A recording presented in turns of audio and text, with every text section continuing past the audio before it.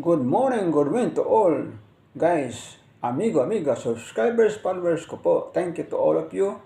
Take care everyone. Mag-ingat po palagi. So, the other, yan ang atin, importante, ang health is our wealth. So, yan ang dapat natin ingatan po. So, ngayon, may balita na marandang notice ang Amerika na na-receive na daw sa Department of Justice na i-extradite daw si dating leaders ng Kingdom of Christ sa Skipuloy, ipapadala daw kailangan sa Amerika sa pagharap sa ang kaso na sex trafficking. Naku, manahirap yan. Nag-traffic ka sa sex. So, mayroon pang kaso na fraud at iba pang kaso. Yan po ang sabi ng ating balita ni Aden Dancy Corina nga said na marandang letter galing sa Amerika na receive na daw sa Department of Justice na kailangan extradite padala agad sa Amerika dahil sa kaso niyang what they call sex trafficking at saka fraud, iba pa. So kayo, ano masabi nyo? So pag ganon, wala palang silbi ang ating batas ng Pilipinas pag ganon mangyari. Kaya kung ipadala natin, i-extradite padala sa Amerika si Leader Skipuloy, leader ng Kingdom of Christ na Skipuloy, na parang walang silbi ang korte, batas ng Pilipinas dahil nga ipadala sa doon. Kaya sabi ng ating balita, ito na, pakinggan natin dahil nga extradite daw. Parang pastro o pambilis. So, pakinggan natin.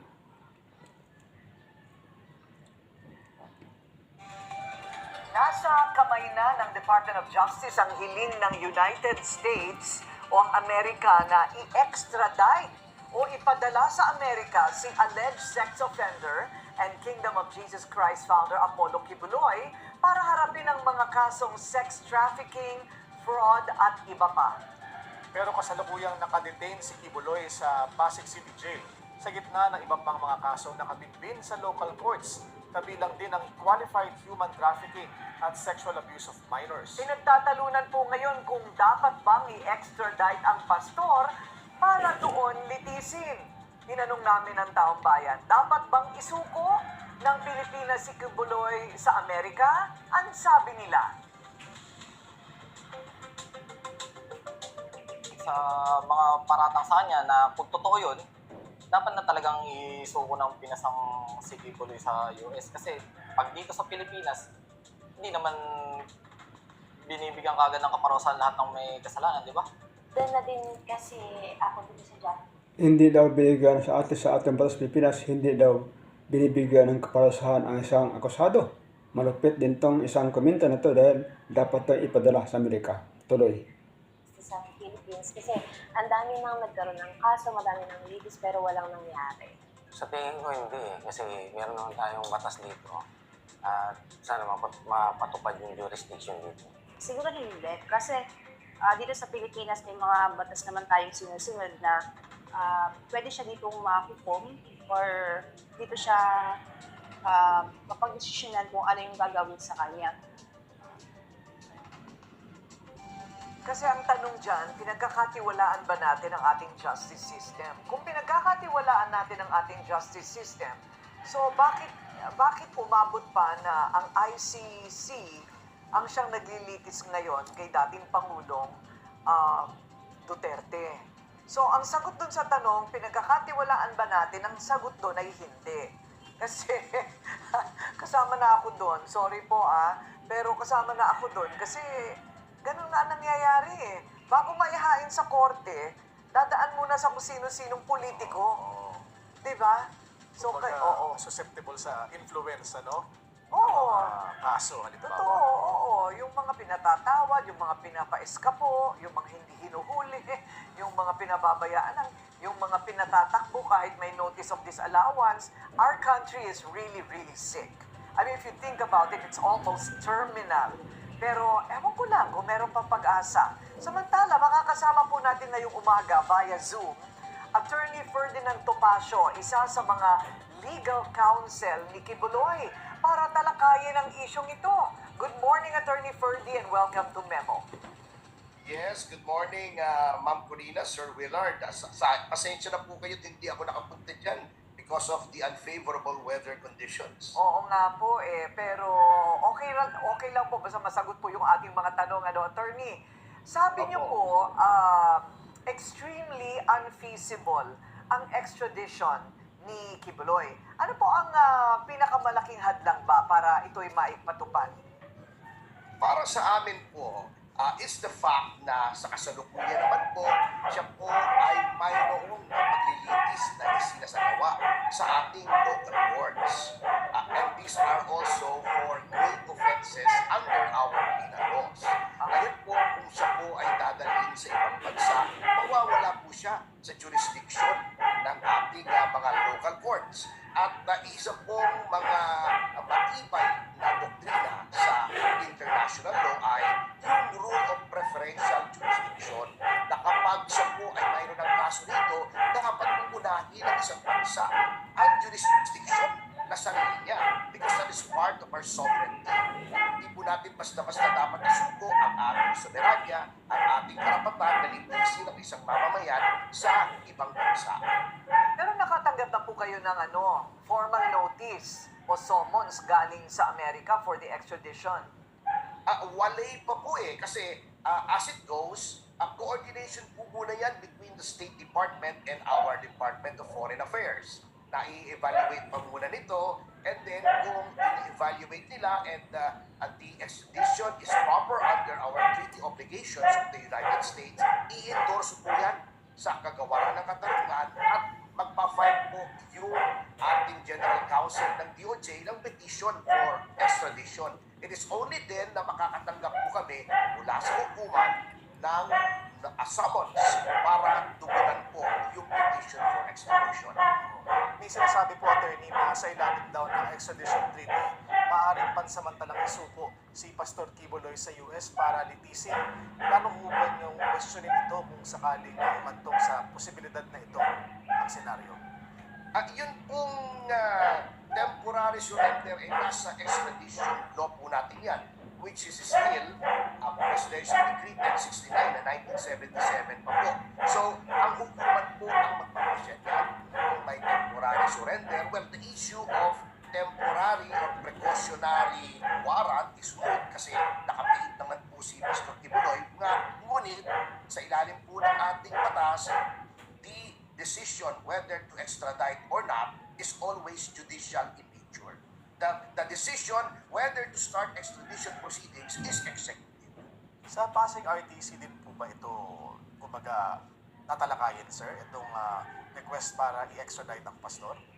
Ay opo, kasi sa ilalim po ng 2025 rules on extradition, doon po sa Court of General Jurisdiction, kung saan po matatagpuan yung extraditee. So, since nakapiit po si Pastor Kibuloy sa City Jail ng Pasig, Pasig RTC po ito. Okay. So everything is legal. If in case magdesisyon po ang Pilipinas, ang administrasyon, na papuntahin po si Pastor Kibuloy sa Amerika, ito po ay katanggap-tanggap din sa batas. Actually po, as I've said, yung decision po to file a petition is executive. Ngunit yung decision whether or not the extraditee will in fact be extradited ay nasa sa hukuman po yan. At may proseso po yan na nasa 2025 rules nga po ng na iginawad ng ating Korte Suprema. Isang brand new extradition proceedings at mukhang matitesting po yan if ever our executive department decides to go ahead with the extradition of Pastor Kibuloy. Okay. Para lang po sa kapatiran namin medyo nalilito na iba po ba ang mga kaso sa Amerika mula dito sa mga kasong inihain dito sa Pilipinas? Malalaman po namin yan kapag kami po ay nakatanggap ng summons sa RTC. Sapagat ang petition po, ang among those na attached to the petition for extradition, aside from the treaty and the Yan po ang storya ng ating leader ng Kingdom of Christ na dapat daw isa-dahil padala sa Amerika po. Kaya meron daw siyang letter na isa daw siya doon sa pangharap ng kaso na sex trafficking at saka what they call fraud. Ito pa. So again, thank you sa inyong lahat. Mag-ingat, take care, everyone. Again, don't forget to like to share po if nagustuhan niyo yung video na to. So of course, sa ngayon po ay yesterday, the other day is day 16 po. Day 16 po ng paglitis ng kaso sa ating VP Sara Duterte na 125 million in 11 days po ng paglustay ng pera ng 125 million in 11 days as what the Quadcom said. So paano naman yung what they call flood control scandal nga hindi pa nalutas ang problema na malita-malitang pera. Kung tandaan niyo in 2025, mayroon tayong budget na 1.3 trillion po sa flood control. Sa DPWO.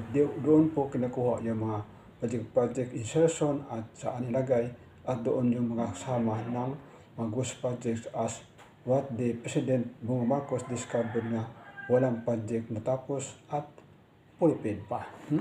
So ngayon, yan ang problema. Kaya sabi ng Presidente, mahiya naman kayo. Anong gawin natin? Yan po ang problema. Dahil nga, ang kabiping 125 million po ay nilustay na in 11 days. What about ang Bongbong Marcos na in 2022, 4.50 billion po in 1 year. In 1 month, 330 million po. In 1 day, 12.12 in 1 day. Napakaraming pera po. So, ganyan ang pera. Kung tandaan niyo, yung Panggili Bridge, gumasto na yun. More or less 8 billion po. Yung Panggili Bridge. Yung Cordova Bridge po sa Cebu ay gumasto na po yan ng more or less 27 billion po. Kaganda ng tulay ng Cebu Cordova Bridge. Pero ang gasto ay more or less 27 billion po. So, napakaraming pera. Po hindi masyado. Po sa flood control, napakaraming pera. Kasi maraming insertion. Kung natandaan yung in 2024, mayroong insertion ng 241 billion being discovered by Congressman Ungab ng Davao District 3. At sinabi na ni Paolo, that is fake news. Yan po. After that, transport deliver to Dahig po, ang ating foreign president po. So, kasi fake news daw ang liburgar ni dating former President Duterte po. Fake news. Again, yan po ang pira. Kung natandaan nyo, Panggili Bridge is 8 billion po. And Cebu Cordova Bridge, more or less 27 billion po. Kunti lang, no? O sa flood control, napakayang pira. Walang project na saan napunta. Again, thank you everyone. Bye-bye. Mag-ingat po. Don't forget to like, to share po para at least yung iba makinig din o makagusto pa balitan na ito. Bye-bye. Ingat.